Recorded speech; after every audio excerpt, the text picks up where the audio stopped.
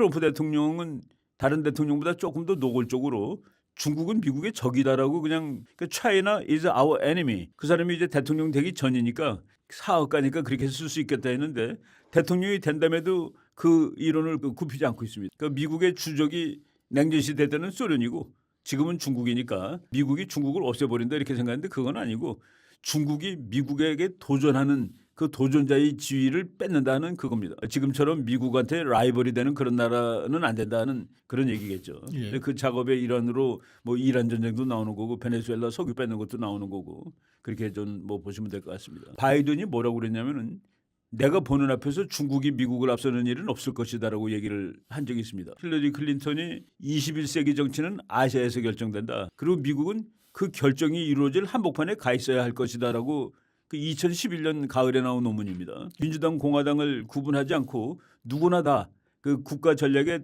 그 대전략의 방향이 같습니다. 트럼프 대통령은 그걸 아예 그냥 그 눈에 보이게 해버리는 사람이죠. 트럼프가 눈에 보이게 하는 거는 지금 상황이 클린턴이라든가 또는 오바마라든가 그때보다 지금이 더 절박한 상황. 그러니까 누군가 해야 되는데 지금이 하지 않으면 안 되는 시점이라는 그런 측면도 봐야 됩니다. 예. 바이든하고 트럼프 왼수잖아요. 그렇죠. 근데도 바이든이 그 얘기했거든요. 트럼프의 대중국 정책은 옳았다. 그렇죠. 일기 때. 그대로 따라가겠다고서. 예. 냉전 시대 때 미국의 주적은 소련이고 그 중국이 소련 편이었는데 키시더가 갈라놓지 않습니까?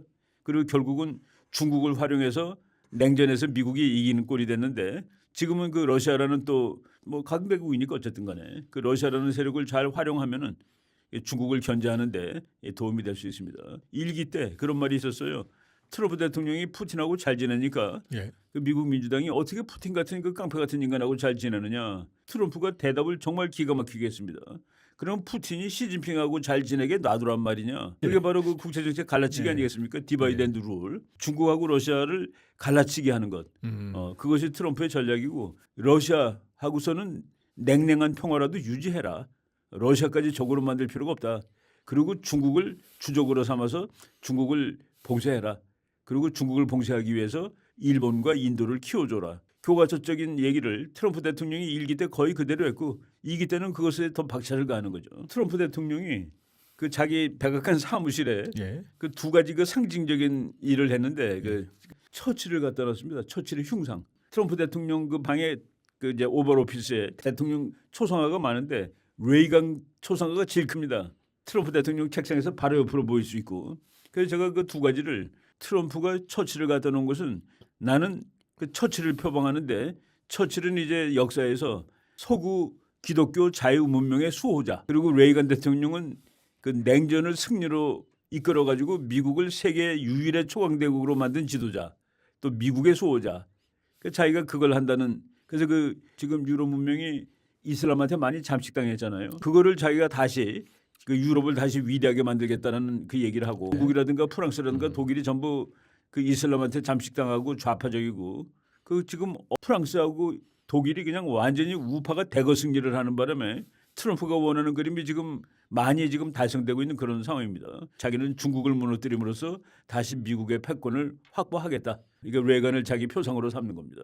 처치를 표상으로 삼고. 소련 붕괴 주연은 레이건, 조연은 대처. 숨어 있는 정신적인 조연은 교환 요한바로 2세. 그 소련에서는 고르바초프 이렇게 얘기를 하거든요. 이 중국 공산당 붕괴 시나리오를 다루셨어요? 중국 공산당이 붕괴된 이후를 준비하자라는 제목으로 되어 있습니다. 조금 놀라울 정도로 좀 그 중국 사람이라면 으시시한 겁니다. 1948년에 2차 대전 끝나고서 중국이 공산화될 때 OSS가 가서 실패했다. 이번에는 실패하면 안 된다라고 쓴 겁니다. 심지어 중국의 헌법을 미국이 만들어준다는 얘기까지 있습니다. 그리고 중국의 그 지방을 분권화시키는 거. 그러니까 우리가 중국을 쪼갠다는 말 거기가 아예 나옵니다. 그러니까 미국이 마치 2차 대전 이후에 일본이라는 나라를 만들어주듯이 헌법까지 만들어주니까 그런 그 놀라운 계획이 그 중국 사람들이 정말 그거 보면은 분노가 치밀할 수밖에 없는 그런 그 보고서입니다. 트럼프가 푸틴하고 친한 이유도 결국은 중국을 잡는 거고 그렇죠.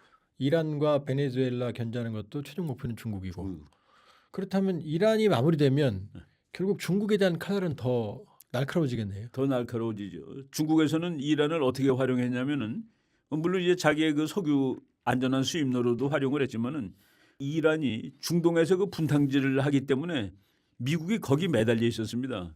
그러니까 미국이 중국을 노려보는 그 시야를 이란 쪽으로 돌려놓는 그 역할을 오랫동안 했는데 예. 그 문제가 이제 해결돼 가니까 미국이 이쪽으로 집중할 수 있는 그런 상황이 되겠죠. 그러면 지금은 조금 정신이 없습니다만 미국이 베네수엘라에서 이란까지 중남미, 중동까지 정리가 되고 나면 대만에 대한 방위는 더 확고해지겠네요. 그렇겠죠. 그리고 이번에 일본까지 대만 방해하는데 앞장서겠다고 뭐 예. 일본이 완전히 돌았으니까. 그렇죠. 그리고 이번 그 전쟁을 통해서 아마 그 중국이 이거 섣불리 전쟁하면 안 되겠구나 하는 그런 교훈을 많이 얻었을 겁니다. 예. 미국의 무기가 항상 불허하는 그런 무기들이 많다는 사실을 이번에 깨달았을 테니까. 예. 그 중국이 대만 상륙작전하는 연습하는 거 보면은 노르만디 상륙작전하고 비슷합니다.